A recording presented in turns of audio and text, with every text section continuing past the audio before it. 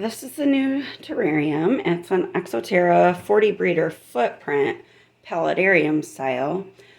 It came with this styrofoam background, which was the entire height of this. We cut it down for reasons I'll explain. And we put in this grate. So this grate is actually from tire rack storage. So it's really nice and strong and welded on all these points and isn't flexible at all like fencing like this tends to be. And then my husband put PEX tubing all along every edge and the bottom to prevent it from scratching the glass. And I also read really good reviews of these online, except for the screen tops that they come with. But I don't want a screen top. I want a glass top. Because in my house, if I had a screen top, that humidity would just not stay in here. So I can prop this open to let some more air exchange go through. And we had to kind of modify it and cut it down. It's just an Aquatic 40 breeder top. That was actually slightly too long, so this edge got trimmed off with the tile saw. And then these clips here, my husband made these out of like steel rod that's galvanized, and this is all galvanized too. And then there's like a rubber piece on the back that also is going to prevent it from scratching the glass. And then it just goes up through these like cord holes that we notched out of the little plastic strip of the glass top for. So with down and forward pressure, that's not going anywhere. The reason we did this and the reason why I am keeping this detachable is because I want to hang some pretty heavy plants from the background.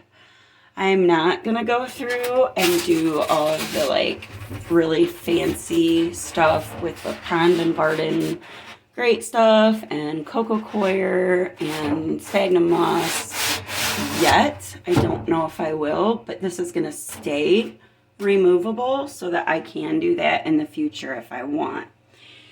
And it's gonna sit on top of the substrate. So the substrate will be at least 6 inches total.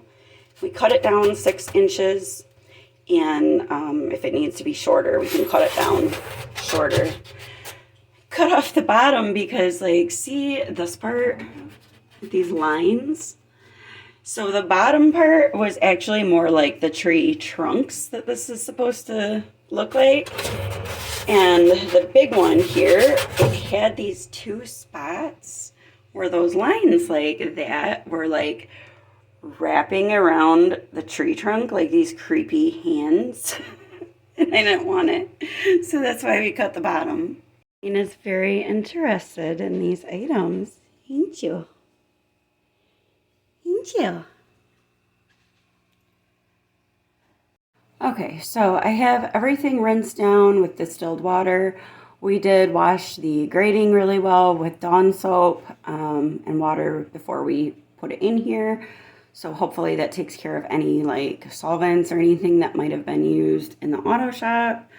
And I'm going to start building the drainage layer.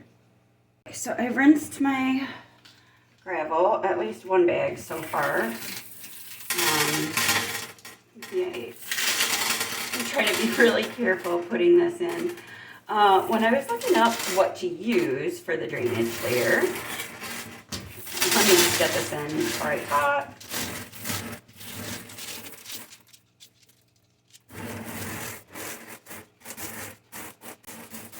So when I was looking up what to use for the drainage layer, people said things about you can use leca, which I do have some. You can use aquarium gravel, you can use river rocks, you can use glass marbles. Pretty much anything like hard, natural, or inert will work. And it's just going to serve for like a little reservoir underneath where the dirt is. So that if there is excess moisture, because this paludarium does not have drainage holes, it has some place to go without keeping the dirt soggy.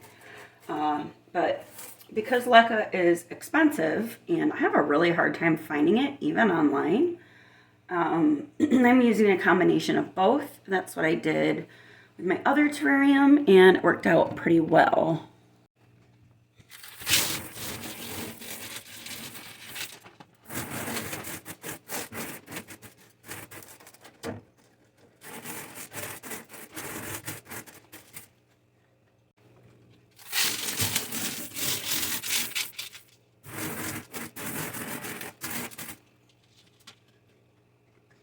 So the leca, I still have a little bit left from my other terrarium in the 2012.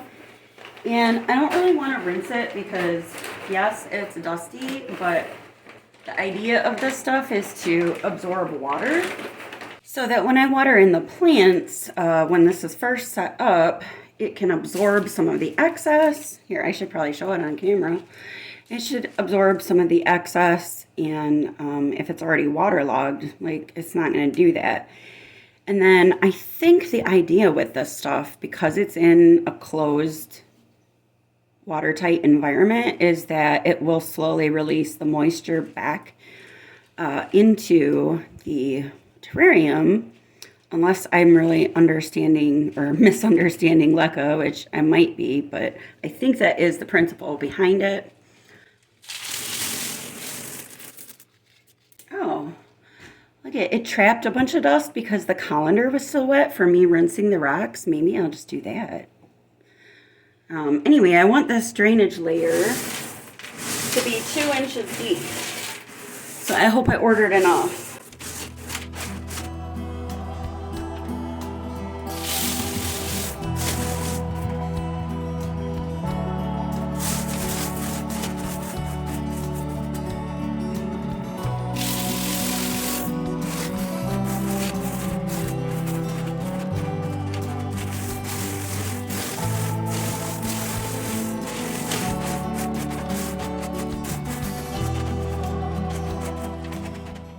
I'm just going to kind of eyeball the depth of this until I think it might be about 2 inches, and then check it with measuring tape.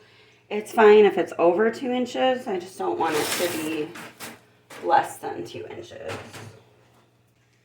Which actually kind of looks like it's getting there.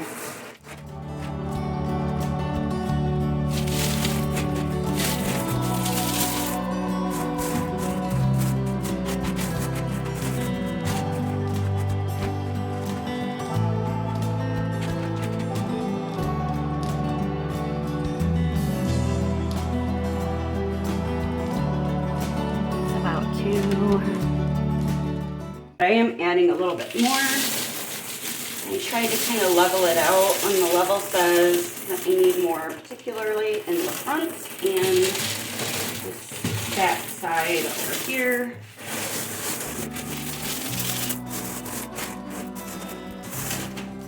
I keep forgetting to move the colander. I hope that like 50% of this so far hasn't been you looking at the bottom of a colander.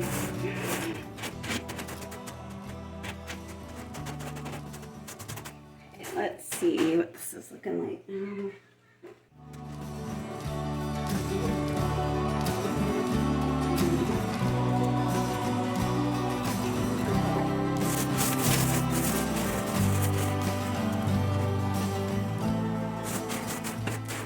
Doesn't have to be perfect. I'm just doing the best that I can, and I want to say too that like I am just having some success with this stuff.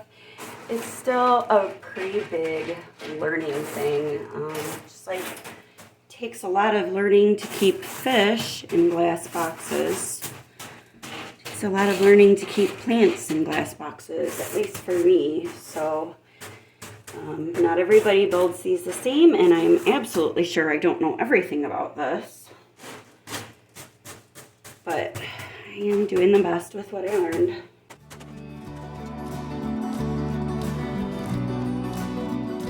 We're going to call that good enough. For the horticultural charcoal, I've read that this layer is optional and it can just be really thin.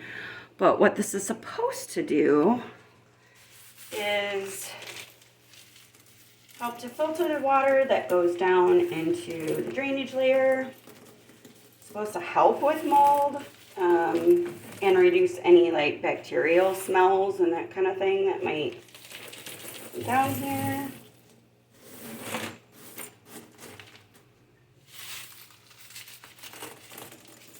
So I'm just going to get it so that it's like a covering. Not really trying to get a certain depth out of it. Just a thin layer.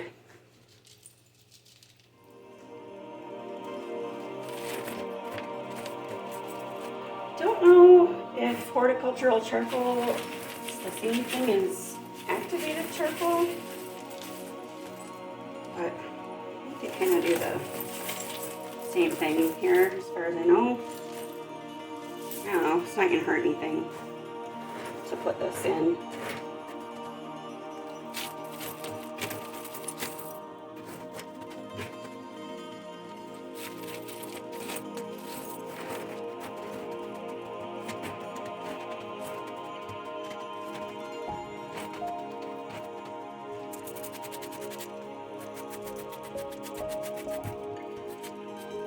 And that is the basics of my drainage layer.